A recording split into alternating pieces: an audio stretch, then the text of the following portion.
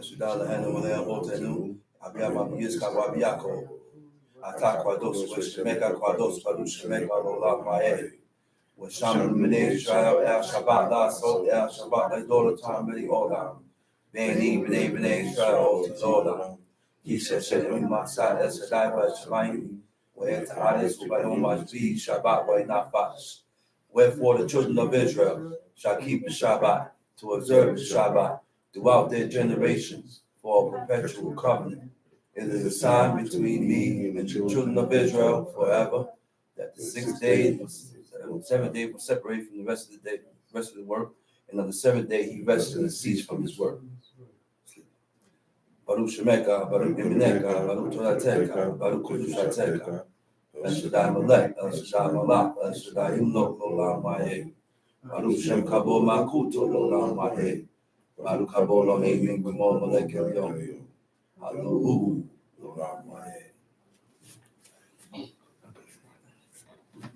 First of all, I'd like to give honor and praise to the God of Abraham, the God of Isaac, the God of Jacob, the great, mighty, revered God, the Most High God, who bestows his loving kindness, possesses all things, who remembers the pious deeds of the patriarchs, the Most High, slow of anger, great in kindness, forgiving iniquity and transgressions, but who will by no means clear the guilty, visiting the iniquities of fathers upon children to the 3rd and 4th generations. The Most High's work is perfect, for all his ways of justice, and God of faithfulness, and without iniquity, just and right is he. You may be seated.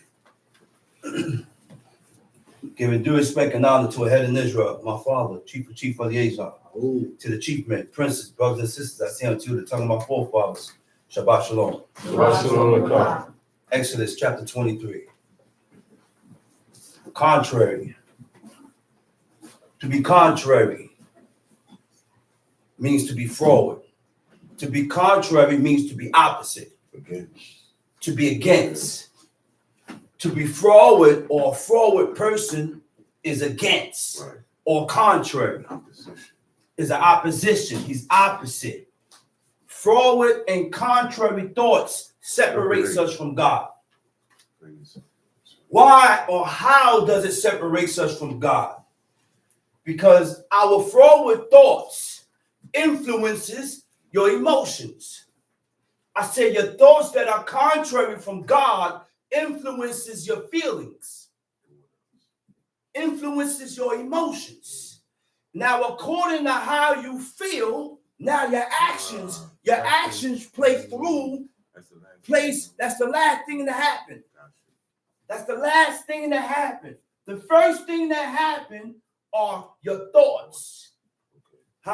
Contrary and forward thoughts. This is why God said, and he told us, and he told us strictly. He said, remove from you forward thoughts. He said, because forward thoughts separate you from God. Why do these forward thoughts separate you from God? Forward and contrary thoughts are thoughts that are contrary, that are opposite, that are different from what God said. So anytime we say or do things that is contrary and opposite from what God said, you become forward. You are contrary. Now, these thoughts is what caused God to put distance between you and God. We are the ones that create distance between you and God. According to your thinking pattern, according to how you think. So why do forward thoughts, contrary thoughts, separate us from God? Our forward thoughts influences our feelings. I said our forward thoughts influences your emotions. And the last thing that happens is your actions. Now you're going to end up acting out. Okay? Now, according to our forward thoughts, now we end up making our decisions according to how you think. I said we make our decisions according to how we think, which means what? We must continue to reflect on ourselves. I said we, as a people, must continue to reflect on self. I don't have no time to reflect on no one else. We must continue to reflect and correct ourselves. Okay? A wise man corrects himself by being able to acknowledge when you are at fault. You can't correct yourself if you can't acknowledge your fault. There's no way that you can correct yourself if you can't acknowledge your faults. Let's read Exodus chapter 23. Thou shalt not raise a false report. Thou shalt not raise a false report. Don't tell me what you think. Don't tell me how you feel. I don't want to hear none of that. Tell me what you saw. I want to know what you witnessed. Was you there? Did you hear what happened? Was you there? So if I wasn't there, I shouldn't have nothing to say. So the Hebrew word for raising what? A false report. Raising a false report. The Hebrew word for raising a false report is tisah. It means to support, and it also means to bear. Okay? You should not support, right? It means to uphold or defend as valid or right. Why do we continue to support each other in our wrong? Why do we continue to support unrighteousness? Why do we continue to support ungodliness? Why? Why do we continue to do these things? It only shows what you support shows and tells me who you are as a person. If you agree with it, you're going to support it. If you don't agree with it, you're not going to support it. This is, look, to bear means to accept. To bear means to accept. To carry. When you willfully provide false oral information. That's right. So basically, we got to watch our words. We have to watch the things that we say. Because the things that we say out of our mouth, you can bring life to yourself. And you also could bring death to yourself. One way of bringing death to yourself is talking against God. That's number one. Anytime we continue or we go talking against God, talking about, and you don't agree with the book, then what do you agree with? What do you agree with then? If you don't agree with what God says, you want people to agree with you. How you think? And not with God. Read that verse over. Thou shalt not raise a false report. Thou shalt not raise a false report. Put not thine hand with the wicked to be an unrighteous witness. Put not thine hand with the wicked to be an unrighteous witness. Don't put, you know what the Hebrew word for with the wicked, it says im. Im means on the side of. On the side of the wicked to be an unrighteous witness. An unrighteous witness, the Hebrew word for unrighteous is kamas. It means injustice. Injustice. The definition for injustice, it means lack of fairness or justice. Okay? An unjust act. Not morally right or correct. So now, we are naturally unjust when we go against what God said. God shows us what just is. God shows us how to be just. God shows us how to deal with certain situations according to the mindset of God. So when we don't handle the situations according to how the book says, God look at you and say, you're unjust. Do we know the definition of iniquity? It means not just, not fair, not just. So according to our actions and in every matter, in everything that we do, we must be just and fair with each other. For that is the keeping of the commandments of God. That's the keeping of the commandments of God. God commanded us to love our neighbor. Like you love yourself. God command us to love. He said, love me. He said, love God with all your heart, soul, and might. And how do we show our love for God? by keeping his commandments. By serving God, initiate and shows your love for God. That's how you show your appreciation. That's right. Tom Sheet. Thou shalt not raise a false report. Thou shalt not raise a false report. Put not thine hand with the wicked to be an unrighteous witness. Put not thy hand with the wicked, on the side of the wicked, to be an unrighteous witness. So watch who you walk with. We have to watch and be very careful of who we walk with, because who you walk with tells me who you are. Who you walk with shows me who you are as a person. Okay? Because if you disagree with this dude, then why you walking with him? Why you agree with him? Why am I walking with him? We have to watch who we walk with. And it's sad to say, even walking with Israelites. Israelites didn't walk, not all. Some Israelites had to separate themselves from Israelites, because not every Israelite made their mind up to serve God. So if I make my mind up to serve God, and you doing things contrary, it's time to split. That's what brings the division, when me and you can't agree. That's what brings the division. Because there's only one book. I said there's only one book. One book. One law. One people. That's it. One book. One law. One people. One mind. One God. Let's read. Thou shalt not follow a multitude to do evil. Thou shalt not follow a multitude to do evil. The Hebrew word for following a multitude to do evil, the Hebrew word for follow is akare. It means to go after. When you follow or go after the multitude, you think the same.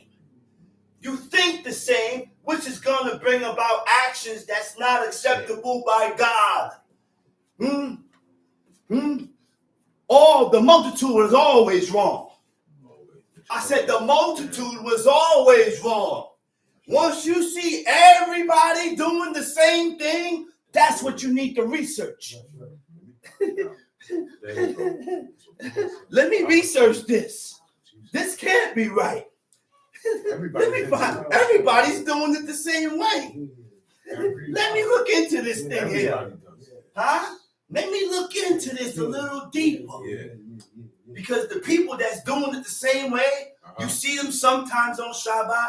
Some come and then when they come around, they got bald faces. They eat anything. They violate Shabbat. They violate this. They violate the other. Something's wrong. Something's wrong. Can't have this. Let's read. Neither shalt thou speak in a cause to decline after many. Neither shalt thou speak in a cause, in a strife, or in a controversy or dispute to do what? To decline after many. To decline after many. To wrest judgment. To wrest judgment. To pervert or change the judgment. This is what we've been doing. This is what we've been doing. We've been partial. We have been dealing with each other with partiality. The judgment goes for this guy here, but when this guy do it, it don't go for him. We have been partial with the laws of God. These type of people can't run a nation. These type of people should not be running a camp. Shouldn't be handling matters. Because you is the type of person that deals with partiality, with favoritism. And when we're dealing with the laws of God, the only thing that reigns is the law, is righteousness. Godliness stands. Everything else got to be thrust to the side. When it comes to the point of time of judging, I cannot and would not look at you as my brother. No, you ain't my brother right now. Right now, the only thing that matters is what was done that was wrong. Who did what? Who did what? Who said what? And now, according to the matters, I judge the matter according to what God said in the book. I will not and shall not come up with my own decision, with my own judgment. I will judge the matter according to the judgment of God, not my own decision. You can't judge matters according to your own mindset. Let's read. Neither shalt thou countenance a poor man in his cause. Neither shalt thou countenance a poor man in his cause. The man is poor. But why you went and stole? Now you got to pay back. Now you got to pay back. But the man don't have a job to pay it back. So notice the next thing you got to do, you got to go work. You have to go work to pay that man back what you stole. You got to go to work. Go ahead, read. Exodus chapter 23, verse 4. If thou meet thine enemy's ox or his ass going astray. If thou meet thy enemy's ox doing what? Or his ass. Or his ass. Going astray. So you mean to say, even amongst our own people, we had enemies? Yeah. This is not talking about the nations. These laws was concerning each other, was concerning how we should deal with each other and how you should deal with me. That's what the laws is concerning our neighbor, concerning each other, how I deal with you and how you deal with me. Now, the book said, if I see my enemy's ox going astray, which means this man is my enemy. I don't like you. I dislike you. But concerning the laws of God, I have to take my feelings and my emotions and thrust it aside. Override my feelings. The laws of God override your feelings, man. I said the keeping of the commandments of God overrides how you feel. It overrides how you think. It doesn't matter. The only thing that matters at this point in time is the laws, commandments, and statutes of God. That's it. Anytime we allow our feelings to get the best of us and override our decisions, causing us to thrust the laws of God aside, now you chose yourself above God. Let's read. Verse 4, if thou meet thine enemy's ox or his ass going astray, thou shalt surely bring it back to him Thou shalt surely bring it back to him again. Go ahead. If thou see the ass of him that hated thee. If thou see the ass of him that hated thee, read. Lying under his burden. Lying under his burden. And what is forbear to help him. And you refrain from helping him. Thou shalt surely help with him. Thou shalt surely help him. It means you can't have a heart. You must have a heart in order to fulfill these laws. I say you must have a heart in order to fulfill these commandments. If you don't have a heart of flesh, how am I going to feel for you? And how are you going to feel for me? How? We can't feel for each other with a heart of stone. Because it's Go ahead, let's read. Thou shalt not rest the judgment of thy poor in his Thou cause. shalt not rest the who? The judgment. The judgment of thy poor. Of the poor. In his cause. Don't pervert the judgment of the poor man because he's poor and he ain't got it. This is why God said, God always commanded us to look out for the poor, the stranger, the fatherless, the widow, because these people gets taken advantage of.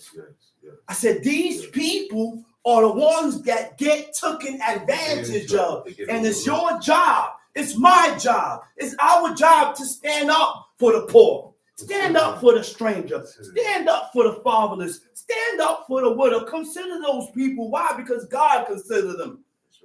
God considered them. So we have to train ourselves to consider what God considered. Agree with what God agreed with. Accept with what God accept. Despise and hate what God hate and despise. That's right. These are things that we must train ourselves to do. That's right. Go ahead, read. Verse 7. Keep thee far from a false matter. Keep thee far from a false matter. Shequed midbar. False words, false things, a false matter. Anything that is false, stay away from it. Go ahead, read. And the innocent and righteous slay thou not. For I will not justify the wicked. The innocent and the righteous slay thou not. The innocent and the righteous slay thou not. If he's innocent, why we continue to come down on the innocent when the innocent person did nothing wrong according to what God says, according to what we read in the book? That sister is not wrong. She's innocent. She's innocent. But the reason why people are coming down on this sister is because according to their mind frame, she's wrong. She's not innocent. According to how they think, she's wrong. But according to what God said and according to what I read, there is no fault. And this is the problem, man. Go ahead, read. Go ahead. And thou shalt take no gift, for the gift blinded the wise. He said, hold up. Justify. He said, keep thee far from a false matter, and the innocent and the righteous slay thou not. For I will not justify the wicked. To justify the wicked. How do we justify the wicked? Right? Declaring a wicked or guilty person to be right. Declaring that a wicked and a guilty person is right. It means to excuse, defend, or rationalize the action of those who is wrong. Rationalize. Why do we defend people and they're wrong? What do you mean by rationalize a wrong action? Rationalize a wrong action means to provide reason or justification for what people do that is not right. Once the person is wrong, why do we justify the person in their wrong? Why do we allow? This is why when you read the book, like HACOL, for example, he didn't have no explanation of why he did it.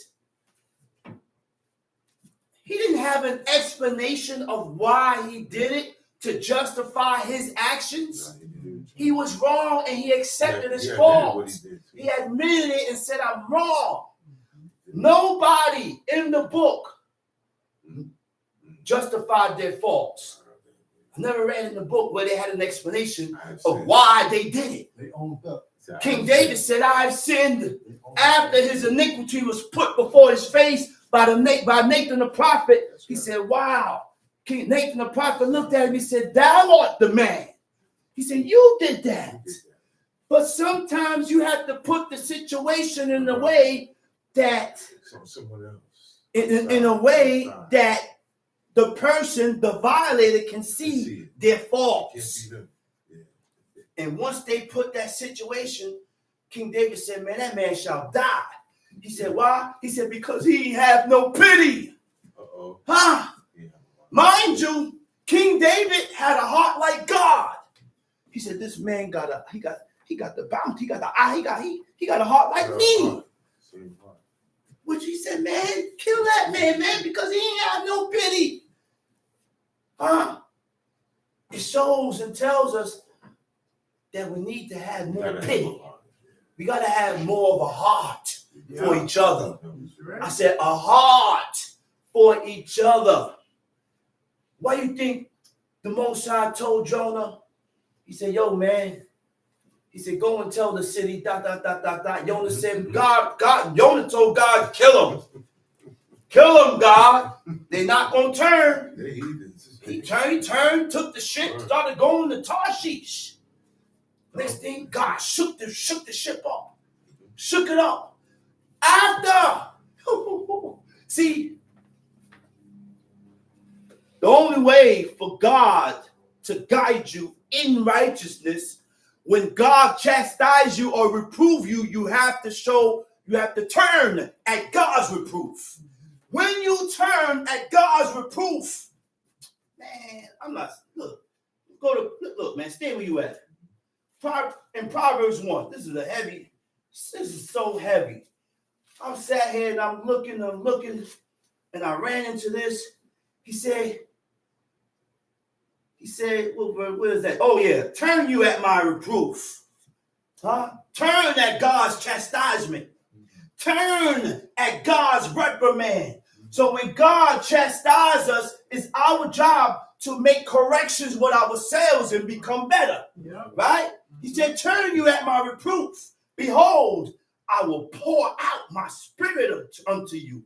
I will make known my words unto you. You hear that? Huh?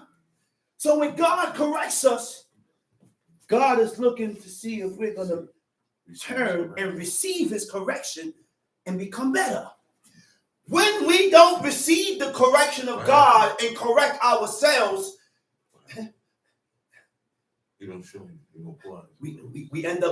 God end up guiding us towards the lust of our own heart. You continue going off the path. Tom sheet. Exodus chapter 23, verse 8. Verse 8, read. And thou shalt take no gift, for the gift blinded the wise. And thou shalt take no gift, for the gift blind the eyes of the wise. That's called a bribe. Huh? Bribes corrupt judgment, clouds your understanding, losing your ability to see the truth clearly, twisting your words and decisions, leading to an unjust outcome. Bribes perverts your integrity, which causes you to speak contrary to what is right. It leads to decisions based on self-interest. Only what I like. Only what you like, what you delight in, That's what it's been. Listen, everything that God told us and commanded us to stay away from, it's only for our own best. It's only for our own good. It's only for our own good. Tom sheet. And perverted the words of the righteous. Pervert the words of the righteous. Read. Also, thou shalt not oppress a stranger. Oppress. Thou shalt not oppress a stranger. Lord have mercy. You got to keep saying that over and over and over. He said, thou shalt not oppress a stranger. What is oppression? Because a lot of us oppress each other and don't even know what oppression is. That's why it's very important to go into these words, because we be doing things and not knowing that we're doing it. Oppression means what? To subject someone to harsh treatment. I said harsh treatment. Harsh treatment are signs of oppression. Okay? To be treated unfairly. To cause someone to feel uncomfortable. This is something that this is a treatment. This is why we have to watch how we treat each other. We have to watch how we treat each other, because according to how you treat this person can decide, God will decide whether you oppress them or not. It's not what you meant. Oh, I didn't mean it that way. It's what you did and what you said, what caused that person to feel that way. You can't go to God and tell God, I didn't mean it. That's not what I meant. You did it and you said it. And it caused that person to feel uncomfortable. You caused this person to feel a certain type of way. Tom sheet. For ye know the heart of a stranger, seeing ye were strangers in the land of Egypt. To know the heart of a stranger is having an idea of understanding and empathy for those who are different. Let me say that again. To know the heart of a stranger is having the idea of understanding and empathy for those who are different. So when white people come around us, you don't come up on a beamer talking about this is a black nation. If I have white people in this congregation, it's not for you to come up here and tell people that this is a black nation, because it's not. We got Spanish people amongst us with fairer skin. You don't come up here saying about this is a black nation, because you're going to cause these people to feel like they're the sore thumb, like they're left out. We can't do that, man. But we can't allow people to feel this way. And you know why we do this to each other? Because we don't have a heart. That's why we do that to each other. That's why we do that to strangers, or when people come amongst us that are different from us, we make them feel that like they are not a part of us. Come on, man. We can't do that. Unfamiliar or unknown. So you extend kindness and compassion to those who are perceived as strangers. Time sheet. In 6 years shalt thou sow thy land, and shalt thou gather in the fruits thereof. Verse 11. Verse 11. Go ahead. But the 7th year thou shalt let it rest, and lie still, that the poor of thy people may eat. And what they leave, the beasts of the field shall eat. In like manner shalt thou deal with thy vineyard and with thy olive yard. The field was put there to serve you. Huh? I said the field was put there to serve you. But before the field is able to serve you, you have to serve it. Before you can eat from this olive tree, I have to serve it first. Nurture it for it to grow. Now I can receive from what I done served. Huh? So in order to be served, you have to be able to serve others. It can't be all you. It can't be all me. And this is the mentality of a leader. This is the mentality of leaders. This is the mentality of kings. This is the mentality of chiefs and princes. That's the true mentality of a head or a leader. You have to be able to serve the people, so in return, the people will serve you. You gotta serve the land in order to receive the fruit from what the land is gonna yield. We don't get that, man. We don't get this. The book teaches us this, man. I said the book teaches us this. How things go. Time sheet, where we at? What verse we at? Exodus chapter 23, verse 12. 6 days shalt thou do thy work. So now the Most High said the seventh year, this is my fruit. He said, but God commanded me not to touch it in the 7th year. The only ones that's able to touch it are the poor, the stranger, the fatherless, the widow. We didn't have beggars in Israel. I said we didn't have beggars in the nation. Because when you are hungry, you're able to come to my field and eat. And if I'm hungry, I'm able to stop in your field and eat. I didn't have to come and knock on your tent door to ask you nothing. Nope. But we feed outsiders before we check inside. See who needs. Check within the nation first before you start going to the Hittites and the Canaanites and the Amorites. It's back to school time. Don't get no book bags and start standing on corners and giving it to these people that don't serve God. Call me. I got kids. I'll call you. You got kids. We call each other and check in-house first.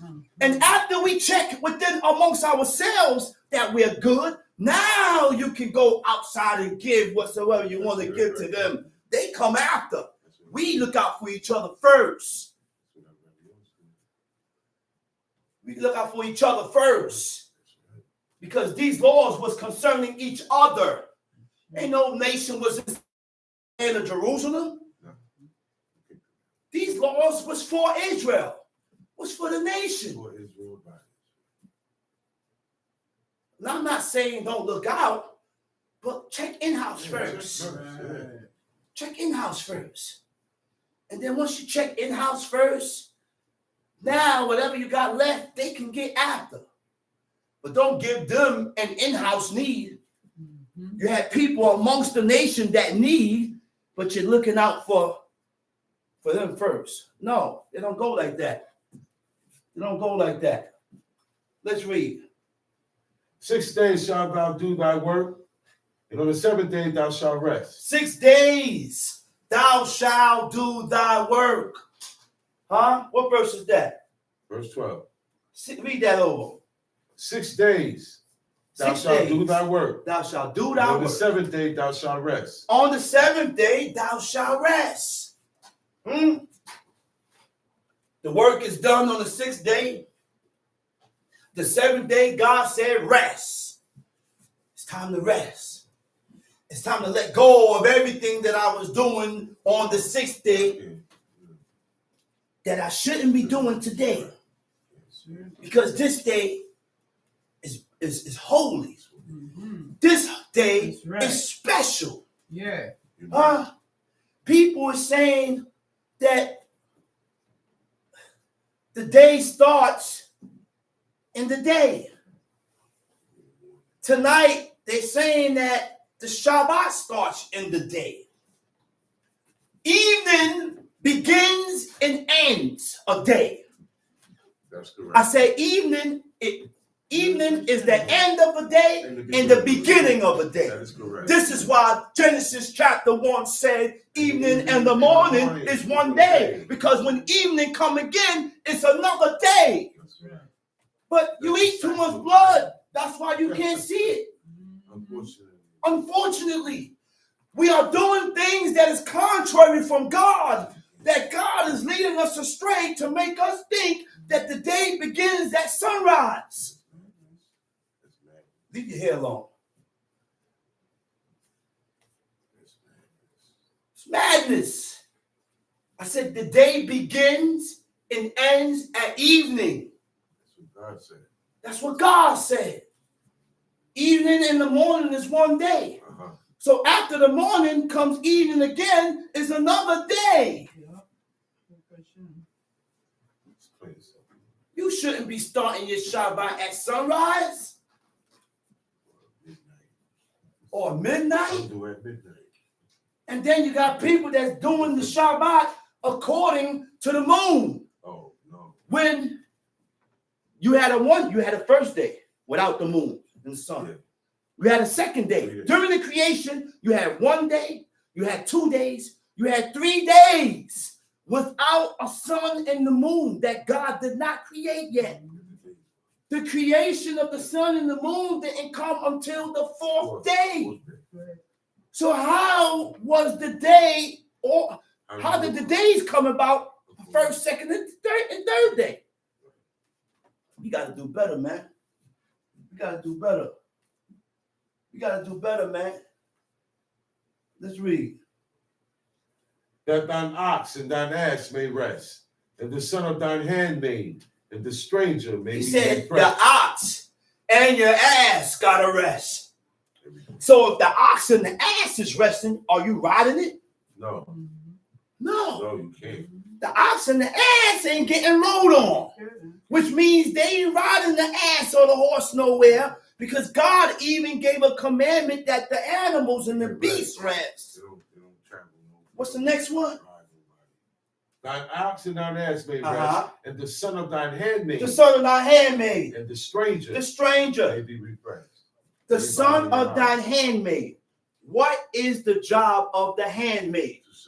The job of the handmaid is to serve. And God said that the handmaid should not serve on Shabbat. So what that tells me, I will not serve you. I can't serve you. And you ain't supposed to serve me on Shabbat. I'm not going to pour you some lemonade. That's serving. I'm not going to get you some water. You go get your own water, because that's serving.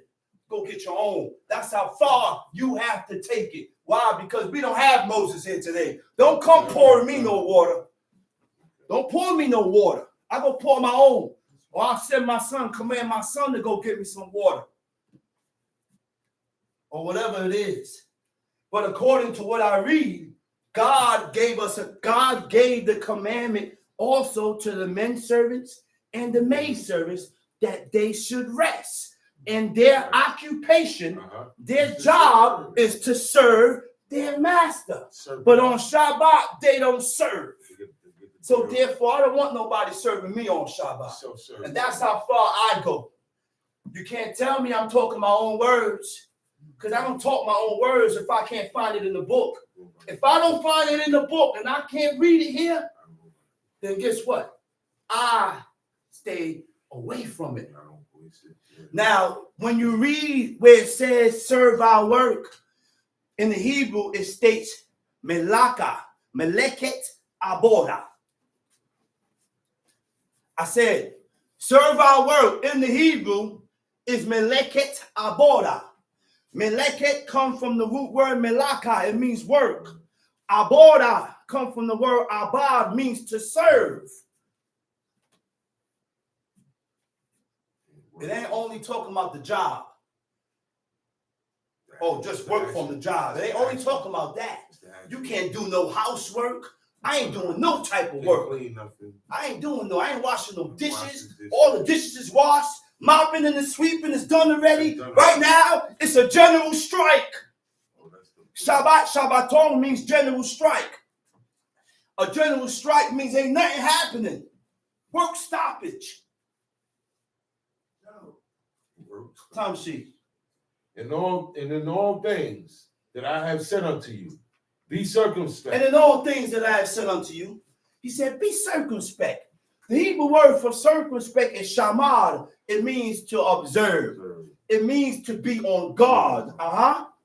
And make no mention. Make no mention of the names. Of the names of other gods. Of other gods. Neither let it be heard. Neither let it be heard out of your mouth. So we have to train ourselves not to mention these deities and these idols. They don't even get that. Don't speak it. Don't mention it. Don't even remember it. Don't mention it in your head. Huh? Go ahead. Because they're no gods. They're deities. Right. They don't exist. So why are we giving these deities and idols play? Yeah. Time sheet. Verse 14. 3 times thou shalt keep a feast unto me in the year. 3 times. Thou what? Thou shalt keep a feast unto me in the year. 3 times thou shalt keep a feast unto me in the year. Read. These are the 3 appointed times. Time sheet. Thou shalt keep the feast of unleavened bread. Thou shalt keep the feast of unleavened bread. Thou shalt eat unleavened bread. It don't say to continue the Passover. It was only one Passover. I said it was only one Passover. One time. And that Passover is done and over with. Okay? Go ahead. Thou shalt eat unleavened bread. Eat unleavened 7 days. 7 days. As I commanded thee in the time appointed. As I commanded thee in the time appointed. Of the month Abib. Of the month Abib. For in it thou camest out from Egypt. And none shall appear before me empty. Okay, now. I'm going to go into a little something right now. Unleavened bread. How do you make your bread leavened? And our forefathers didn't have yeast or baking soda. Now, according to what I read in the book, because again, I don't speak nothing off the side of my head. I don't speak nothing about what I think.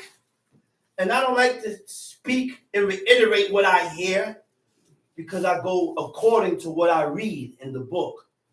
So, the only way that they made their dough leaven, and it shows you in Hosea chapter 7, verse 4.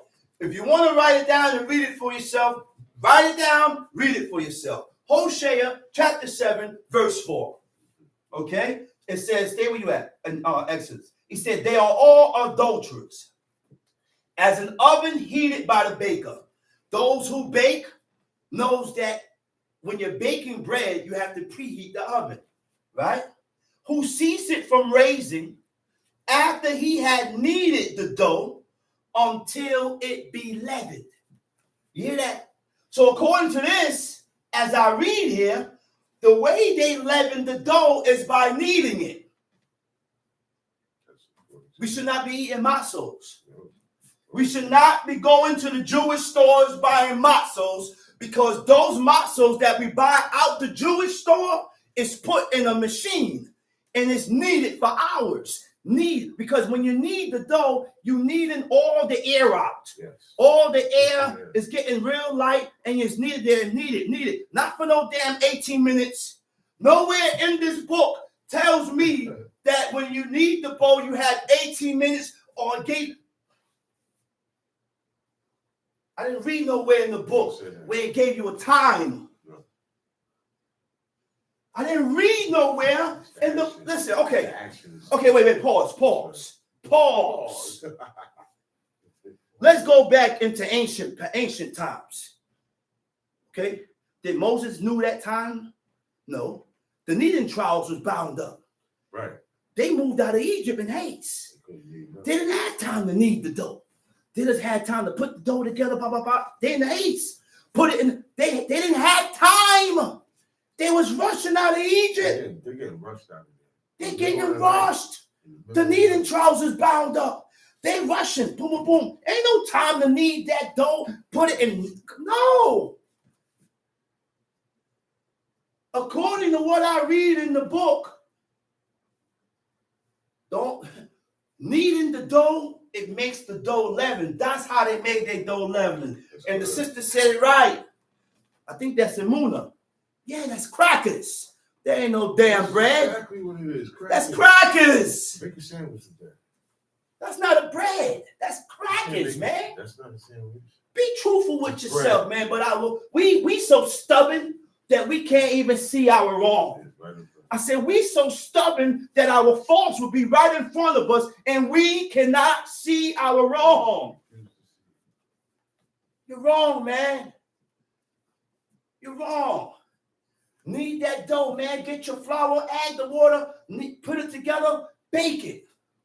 Kneading the dough is what caused the dough to be leavened, according to Hosea chapter 7, verse 4.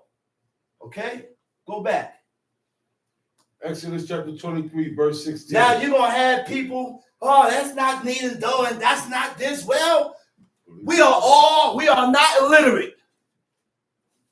We're not illiterate people. Read for yourself. And according to the understanding that God gave you, now you understand and discern whether that dough is leavened or not, according to what you read in the book. Don't show me no other book. You know why? Because Moses ain't had no other book. All he had was the Torah. Aaron ain't have no other book. We ain't have all this Judaism and foolishness going on here. We ain't have none of that. That's Judaism. 18 minutes before it get leavened. Who told you that? Who made you the judge to tell something? Man, please. Please. I'm going to say it again. Jews ain't got nothing on this. I follow God. I follow what I read. Exactly what I read. Word for word. Don't add, don't take away. Because when we add on to what God said, guess what happens? That's your own will. I said when we add on to the word of God, that is your own will. And it will not be accepted. It will not be accepted. We can't be accepted doing these laws according to our own will, according to your own frame of mind, your own mentality, because you don't want to give up the boxes of matzos. Huh? This is why I say this all the time.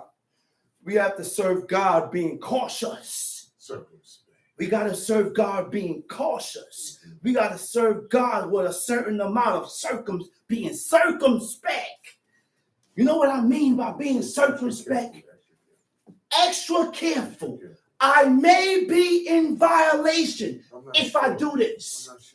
If I listen, man, what's wrong with us, man? But you know what I understand? You know what I do understand is that it's sad to say that God don't want all of us. Like brothers say, all of us not in the remnant. We trying to crash. No, look, let me tell you something else. God got his remnant already. His elect, his chosen ones. Abraham, Moses, Isaac, Aaron, Malachi, Jeremiah, Ezekiel. Those are the ones that those are God's chosen people. Guess what? Us today, 2025, we trying to crash the party. We got to make ourselves be chosen by God by following after every word that we read in that book according to what it says. You don't read it there, I ain't got to accept it. Huh? Huh? Tom C. And the beast of harvest, the first fruits of thy labors, which thou hast sown in the field. So sister asked, can you put sugar, honey in the dough? God said, follow the ancient path. Our forefathers ain't put honey and sugar in the dough, then I'm not putting sugar and honey in the dough. I'm not doing that. Bread, flour, and water. That's it. That's the recipe. That's it. That's the recipe for the bread. Flour and water. I ain't adding no sugar. I ain't adding no honey. I ain't adding cinnamon and nutmeg. Now you're making a cake. You want to make cake now. Tom sheet. And the beast of harvest, the first fruits of thy labors, which thou hast sown in the field, and the beast of ingathering, which what verse we at? You at 16. Tom 16. Go ahead. And the beast of ingathering, which is in the end of the year, when thou hast gathered in thy labors out of the field. 3 times in the year shall all males appear before the Lord God. 3 times in the year shall all males appear before God. So these 3 appointed times, we had to go before God. We couldn't observe Passover here. We couldn't do Sukkot here. We couldn't do none of those 3 appointed times here. But we've been exiled. Huh? Do we know the definition of what exile is from captivity? Exile and captivity is 2 different words. Every captivity had a time.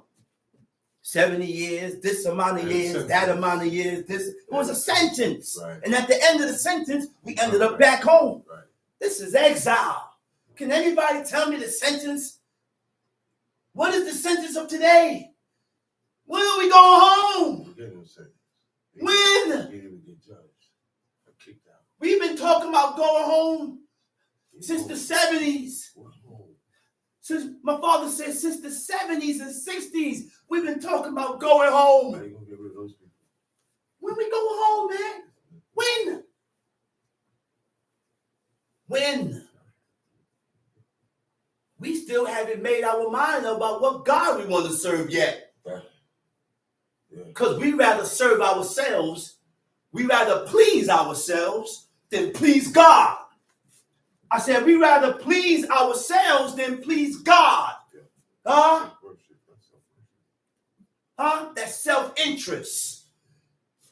You got so much interest in yourself that you don't have too much interest in God.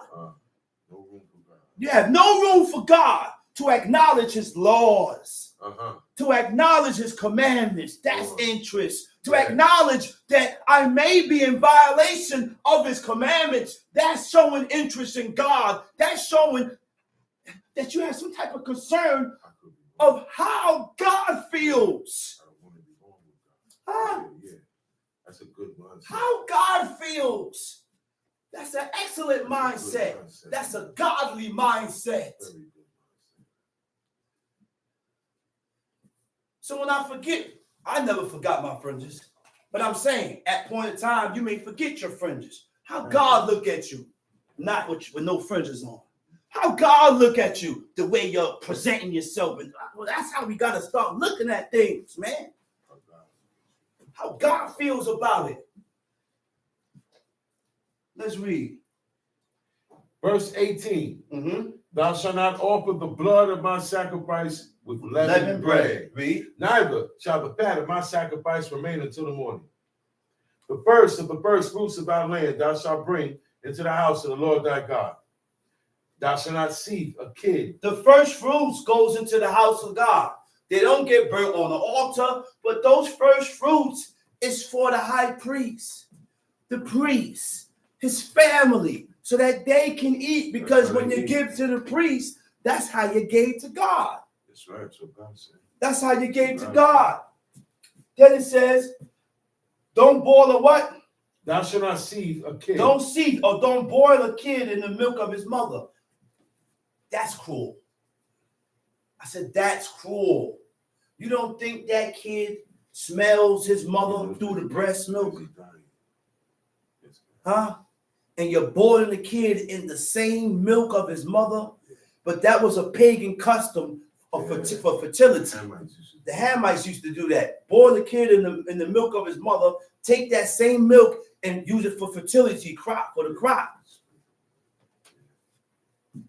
Everything God told us not to do, the nations did it. I said everything God told us not to do, the nations did it. The people did it. So he gave us laws, commandments, and statutes to differentiate us from the nations round about. That's what made us different. These laws is what made us special in God's eyes.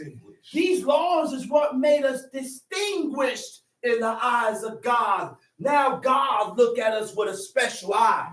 God can't look at you different with a special eye if we are contrary from what his law says, contrary from his commandments. God can't look at you with that special eye, with love and care. You're not peculiar to him. That's right. Tom C. Right. Behold, I sent an angel before thee to keep thee in the way and to bring thee into. You hear that? You gonna tell me that ain't love? You gonna tell me that's not love? God knew. You know what that means? To keep you in the way, to keep you straight, which means God already knew the heart of man that they was gonna go astray. So I sent my angel before thee to keep you, to guard you, to keep you alive.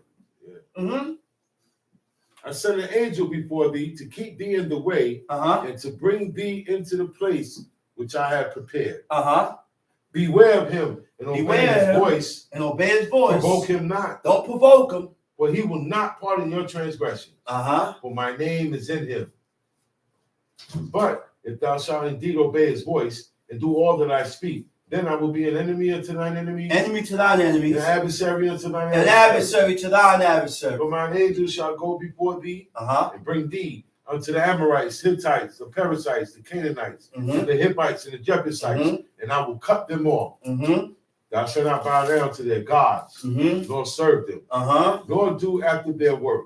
Nor do after their work. Read that over, man. We hearing this, Verse man. 24. Read that over. Thou shalt not bow down Thou shalt not bow gods, down to their gods, nor serve them, nor serve them, nor do after their work. Nor do after their works, which means the Hebrew word for their works is kema'asehem. Don't do after their deeds, their works, their practices, their traditions, their celebrations, their ceremonies, how they celebrate, you can't celebrate. Their events is not our events. How they get married, we can't get married like that. Now, Israelites getting married the same way like heathens now. The same way like the people. We are incorporating pagan customs within our celebrations. We are incorporating pagan customs, pagan celebrations with our celebrations now.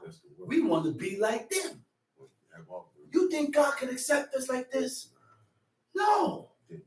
Kemasayim means their work, their practices, their traditions, their celebrations, their ceremonies, their events. Tamshi. But thou shalt utterly overthrow them and quite break down their images. Quite break down their images. The Hebrew word for images is matzeba. You know what matzeba is? Matzeba means quite break down their monuments, their tombstones. Another definition for matzeba is personal memorial. This is why when I buried my father, I didn't put a tombstone at his head, at his gravesite. I just put a marking. Right. God speaks against a monument or a tombstone. A personal memorial is something designed to preserve the memory of a person, like as arbitrary cards, monuments, a written statement, memorial services dedicated to one who died. Eulogies. Obituary cards. We don't do those things, man, because those things are the worship of the dead. That's the worship of the dead. Now, to prove again what I'm saying to you, and to show you what I'm saying, what I'm saying, I want if you have an apocrypha, stay where you at. If you have an apocrypha, family online, I need you to go to Wisdom of Solomon, chapter 14.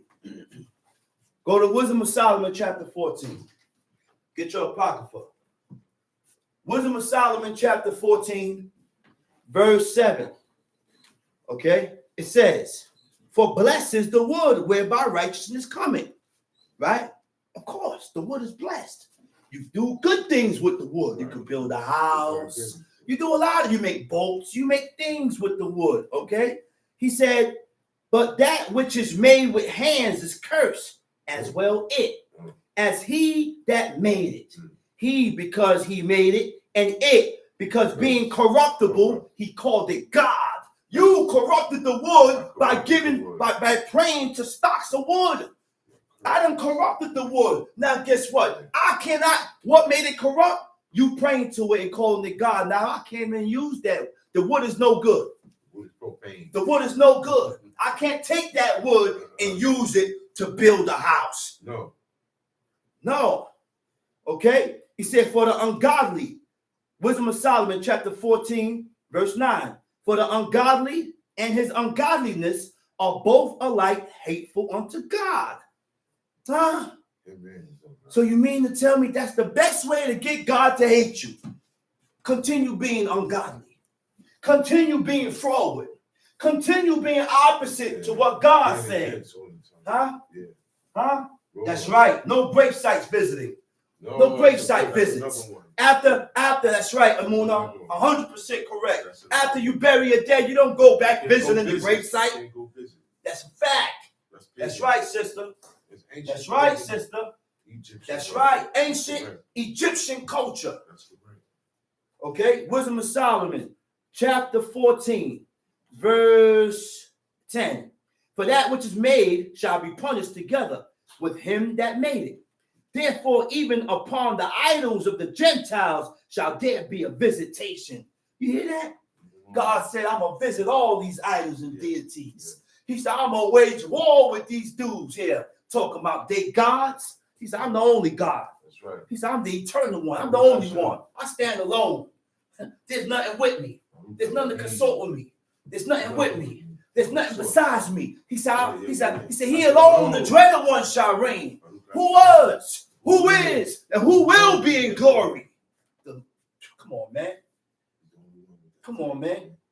He said, for the devising of idols was the beginning of spiritual fornication. There you go. And the inventation of them, the corruption of life. For neither were they from the beginning, neither shall they be forever. Huh? Huh? For by the vainglory of men they entered into the world. Therefore shall they come shortly to an end. Wisdom of Solomon, chapter 14, verse 15. Check this out now. For a father afflicted with untimely mourning. Huh? A father afflicted with untimely mourning. He's in mourning. He's in mourning. He's mourning. He's crying. He said, because he lost his son. Yeah. So he's crying. It's a loss. He's untimely, right? A father afflicted with untimely mourning when he made an image of his son. Soon taken away, now honored him as a god. By him making an image of his dead son, the book said that of that action is what it shows that you honored him as a god now by doing that. Right? That's what the book says. Right? It said, now honor him as a god, which was then a dead man, and delivered to those that were under him ceremonies and sacrifices. You know what the ceremonies and sacrifices is? They did the ceremonies and sacrifices after the dead son. Those are funerals. We didn't have funerals. We didn't have funerals or none of that, man. Once the person is dead, you take the person. We got to follow the ancient path. We got to stick to what the book says. You take the person, you bury him. Oh, you want to come bury him? Oh, you can come. Everybody can come. Oh, I want to come. I want to come. People can come. And we bury him, but we ain't having no funeral. We ain't having none of that, man. We ain't having no repast where we go and join into your house. And after the funeral, we didn't do all that, man. Those are not our customs. Those are not our ways. Finish that chapter up, brother. Where you at? Exodus. We're going back to Exodus 23, verse 25. Tom shit. He shall serve the Lord your God, and he shall bless thy bread and thy water, and I will take sickness away from the midst of thee. There shall nothing cast their young, nor be barren in thy land. Let's go to Joshua chapter 24. Joshua chapter 24. And Joshua gathered all the tribes of Israel at Shechem. Okay. And called for the elders of Israel. Okay. And for the heads. Okay. And for their judges. And for their officers. And they presented themselves before God.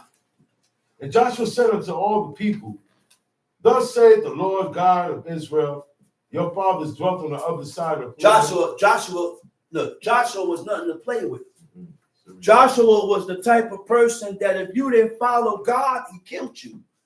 Because that point in time and that era of Moses being merciful and compassionate towards the people has ended. Because God has realized that he's taken a people from Egypt that was under Egypt for 430 years. And when the nation left Egypt, we left there with an Egyptian mentality. We left there thinking like Egyptians. And God realized that the people was not going to change right away. So he needed a merciful man to withstand with patience, to stand and to deal with these type of people. That is correct. Teach. That is correct. So he caused us to wander in the wilderness for 40 years. Even though it was an 11 days journey, but we needed that time to filter out the people, to purge and kill off this one, kill this one. This one ain't ready. Drop this one. God knew why he did it like that. So now Moses is dead. Moses turned at the people and he begged God. Lord have mercy. He begged God.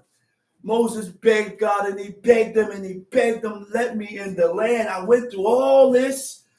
With these people to get to the 40th year and die. God looked at him. He said, don't ask me this no more.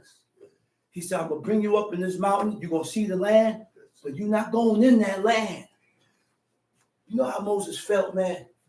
And we have to learn to feel that. I said, we have to learn to feel that, man. We got to know to sympathize.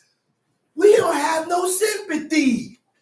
Why we find it so hard to sympathize with each other? We too hard with each other, man. Let me explain what sympathize is.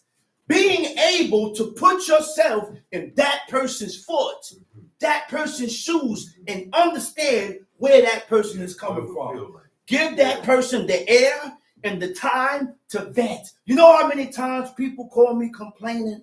I want to get off the phone. I said, no. I said, this person is hurting. This person is hurting, and he needs someone to talk to. And he doesn't pick me. Now I have to sit there and absorb all this and give him some godly advice. Yeah. At the end of that, what you say? At the end of that, at the end of that person venting, you have to give that person godly advice.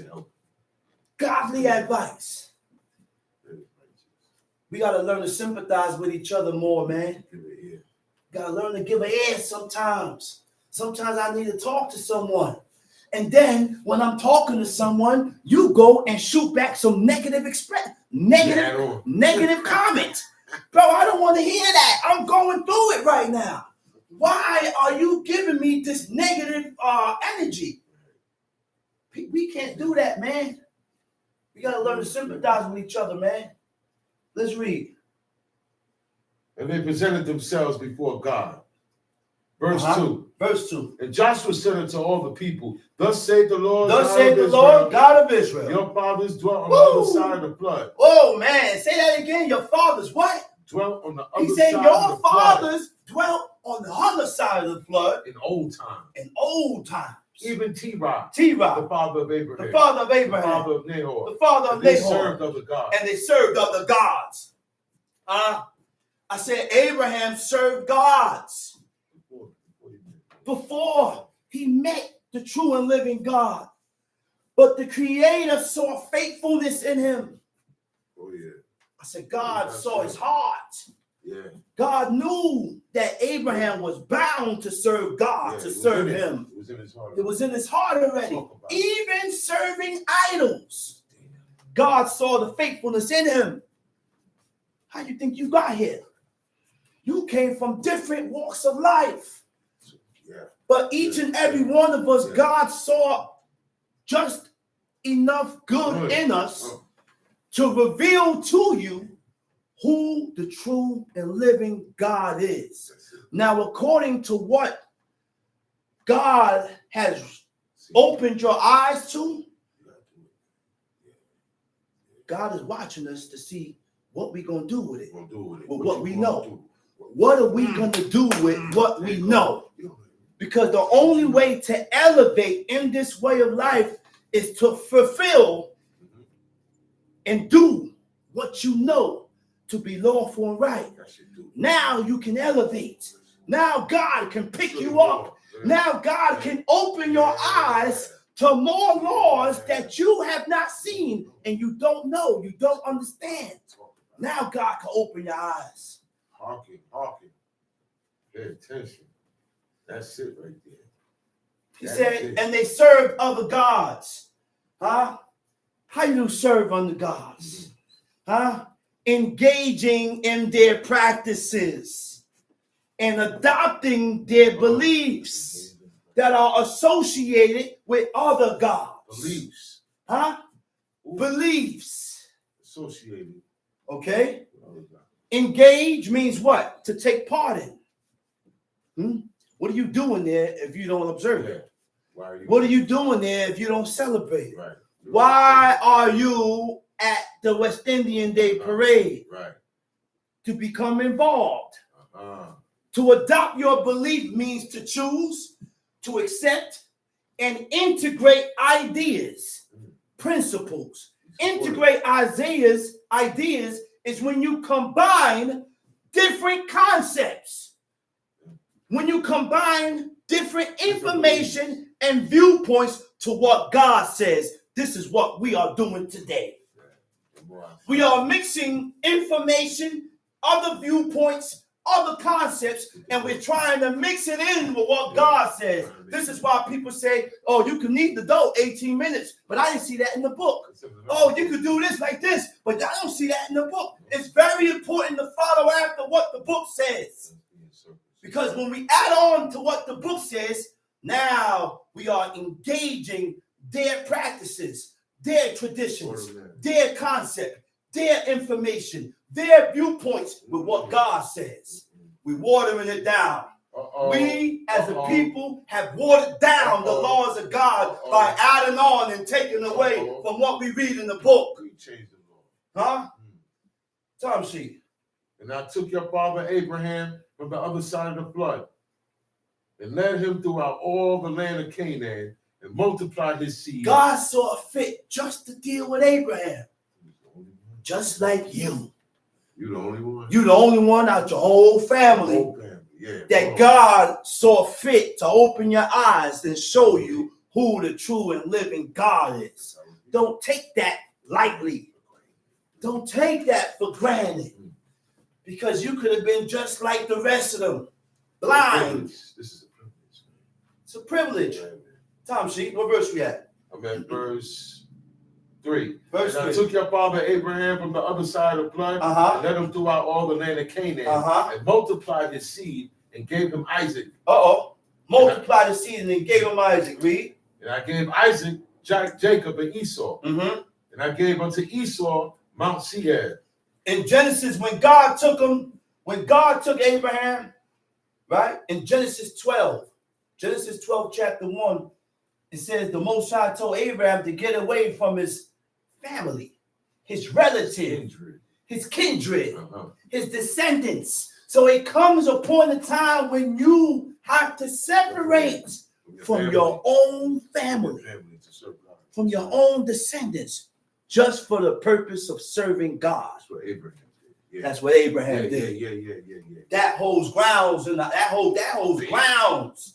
That holds grounds in the eyes of God, because now you done chose God above your own family, above your own kindred, above your own upbringing, according to what your parents done raised you and taught you.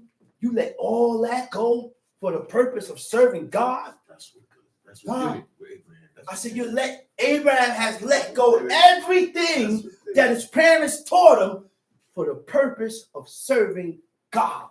That's it. And that's what did it. That's true. That's righteousness. Tom Sheep. And I gave unto Isaac, Jacob, and Esau. And I gave unto Esau Mount Seir to possess it. But Jacob and his children went down into Egypt. And Esau went into Mount Seir. Tom Sheep. I sent Moses also and Aaron and plagued Egypt. According to that which I did amongst them. And afterward, I brought you out.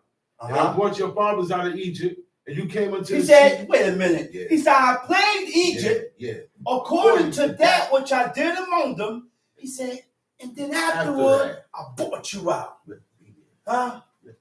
This is why God said we are ordained. This is why God commanded us to serve him. Because he said, after everything I done did for you, the least you could do to repay me back is honor me. The least you could do to pay me back is serve me. The least you could do to repay me is keep my laws, commandments, and statutes. God, we have to show gratitude. All we got to do is obey. That's it. Obedience. Roll on. That's what God wants. Huh? Go ahead. On. It said, make it clear, Chief. Make it clear. Go ahead. And I brought your fathers out of Egypt, and you came unto the sea.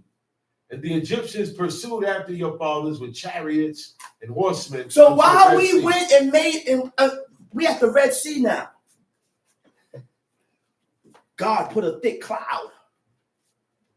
Right? The people start hesitating, panicking. Moses go, he turned to God. God looked at him, he said, why you turn to me?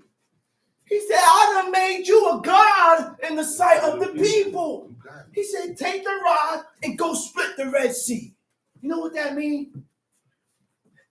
At that point in time, our power over the constellations, we still had it. Yeah. That's why Joshua, we had Yes. full command over everything God created. That's why Joshua, it came upon a time later on down in history that Joshua was able to stop the sun. That's right.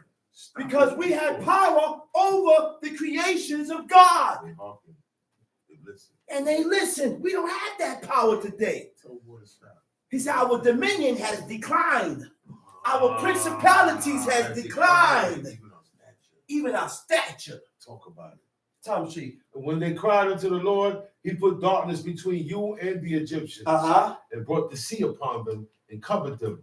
And your eyes have seen what I have done. Hey, listen. Imagine now. The people is the sea got split. It's not flat ground. So now after the sea has split, to get into that water to pass, you got to go down. All the way down to the bottom of that ocean floor, cross, only God knows how long, all that time, the Egyptians didn't get in there yet. They couldn't find it because God put a black cloud there. Do we know the space of time of how long it took them to cross that sea? After they crossed the sea and finally got, how the hell they got out? They gotta walk up. How? It's steep. You need a ladder, but they got up. They got out. These people walk up mountains. Oh my gosh. We haven't really think about that, man. Crossing that Red Sea, you got to go down first. Only God knows how long. How deep that is. You know how deep that ocean, that sea was? To go all the way down, cross about only God knows how many miles, and then to climb back up. Blessed be his holy name. Blessed be the name of the Most High God. That's God, man. That's amazing. Amazing. Have we even thought about the process? Mind-blowing. It's mind-blowing. It's beyond science. It's mind-blowing. It's beyond Tom Sheep. And when they cried unto the Lord, he put darkness between you and the Egyptians, and brought the sea upon them, and covered them. And your eyes have seen what I have done in Egypt. And he dwelt in the wilderness a long season. And I brought you into the land of the Amorites. I brought you into the land of the Amorites. Who dwelt on the other side of Jordan. And they fought with you, and I gave them into your hand, that you might possess their land. Now the Amorites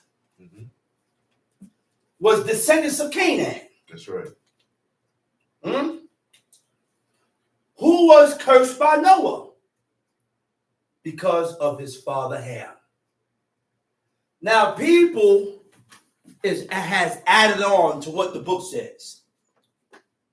People say that Ham didn't literally see Noah's nakedness. They said that Ham saw the nakedness of his wife. But can people be truthful with yourself? First, be truthful with yourself. Now, after you become truthful with yourself, now you can understand and be truthful with what the book says.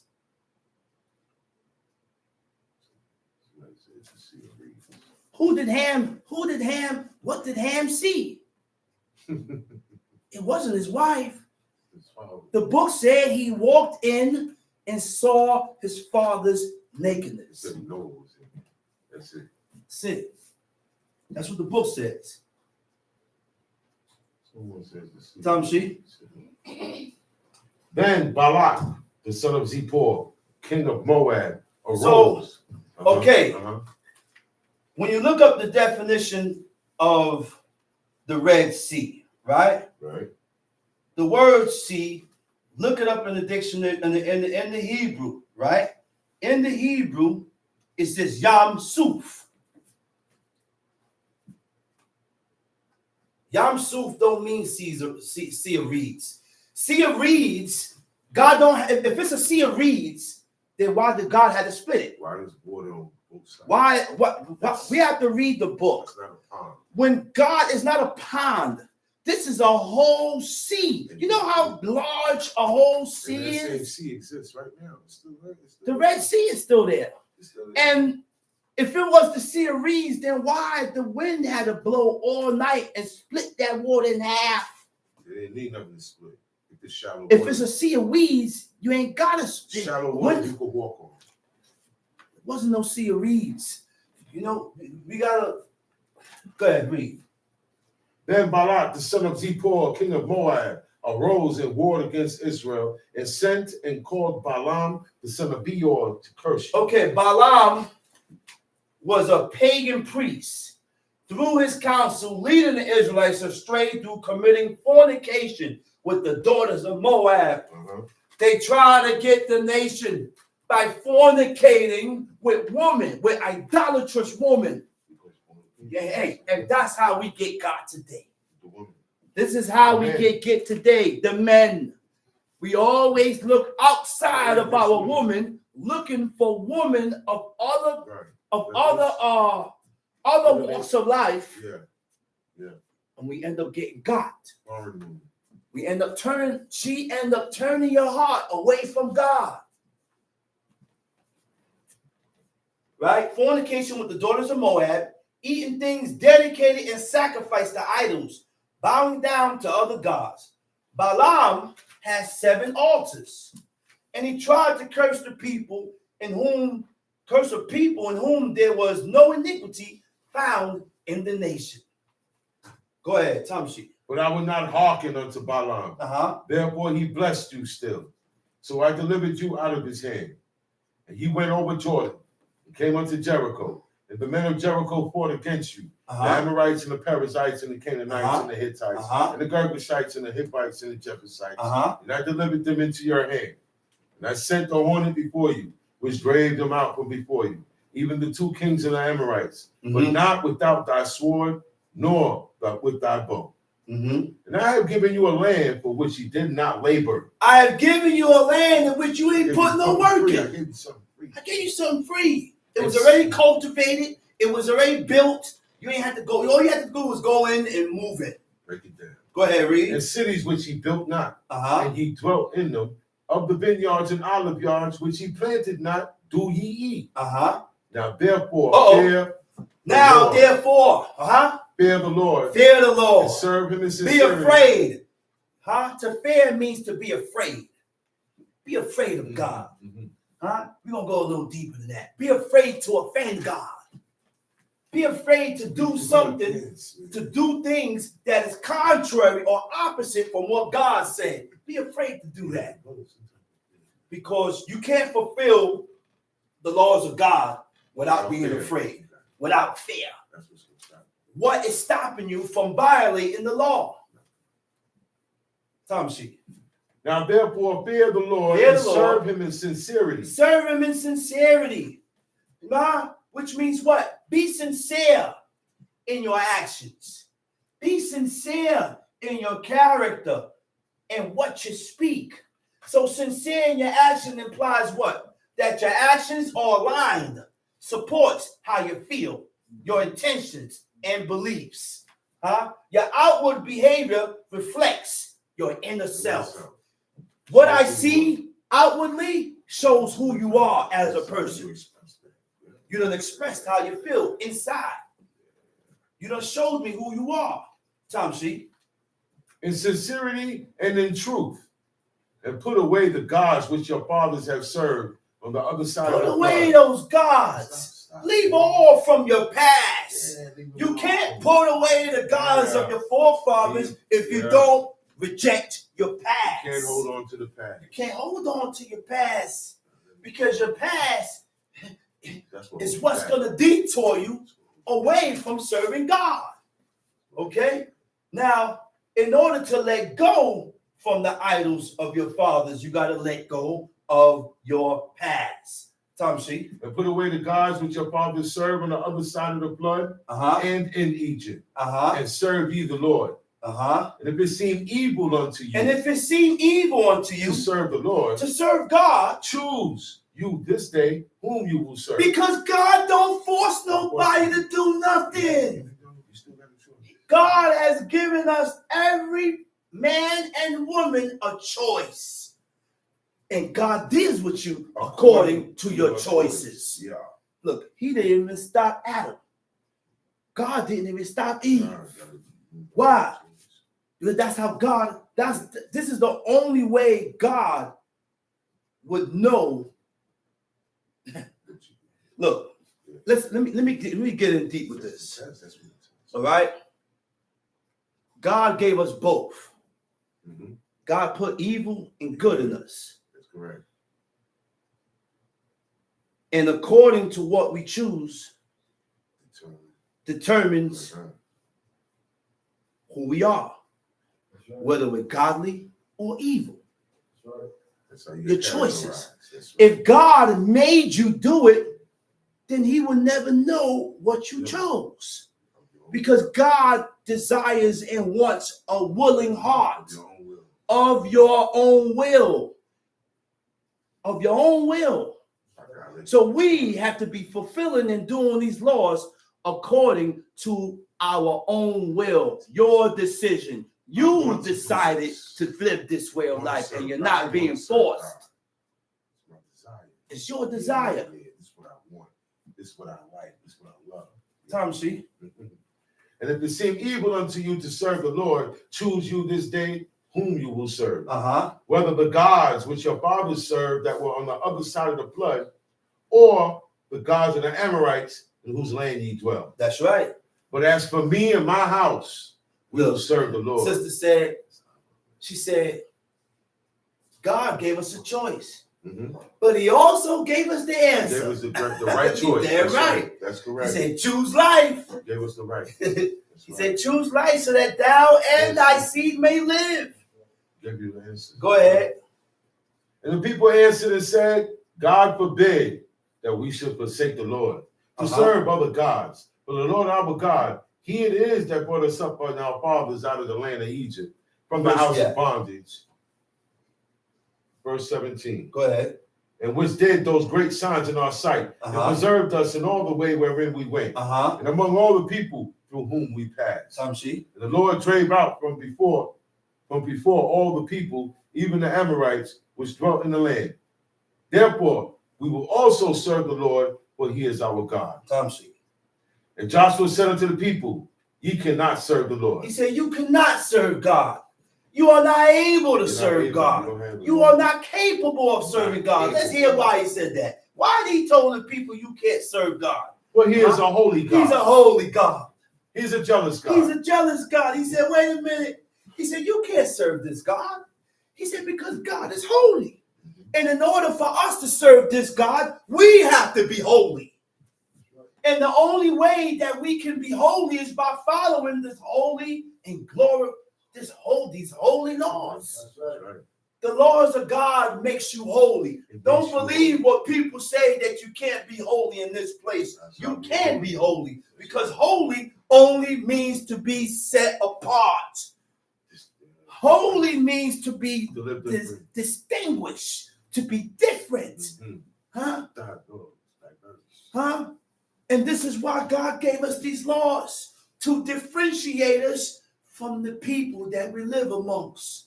Now, once you live according to these laws, commandments, and statutes, you will be holy. You will be holy.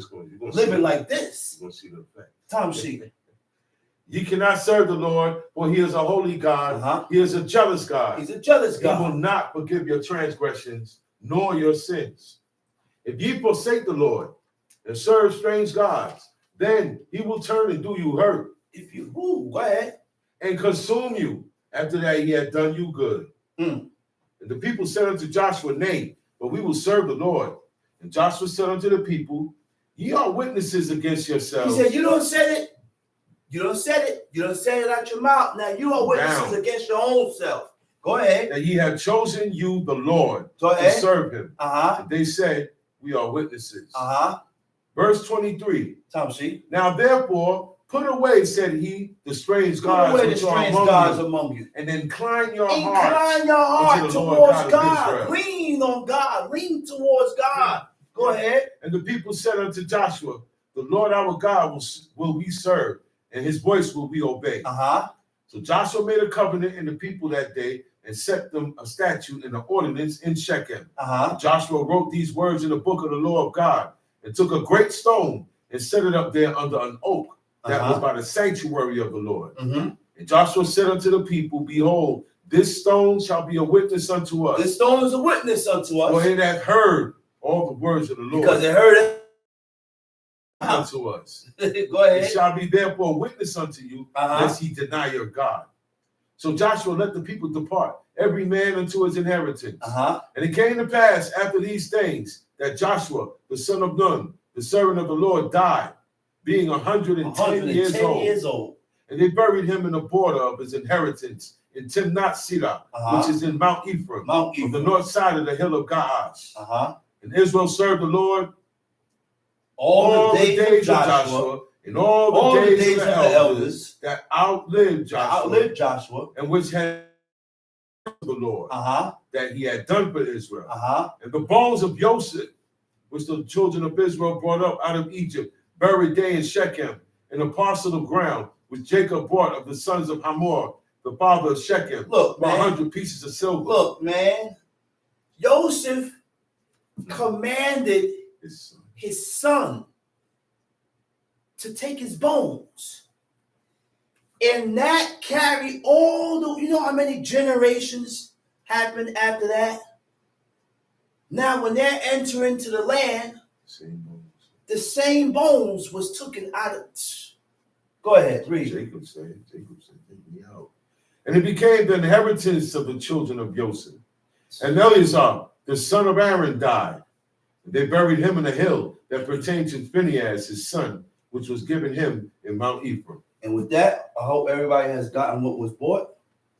I'm going to say Shabbat Shalom. Do we have any questions before I close out? Any questions?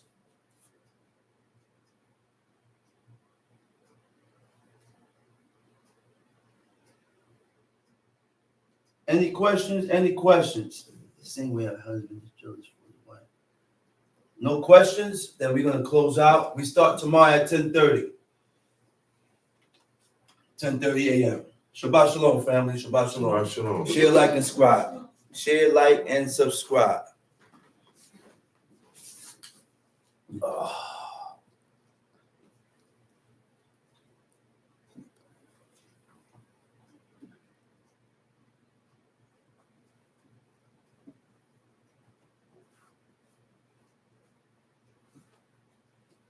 Yeah, still gotta make money. Still gotta join amongst these people. But the laws that keep you separated.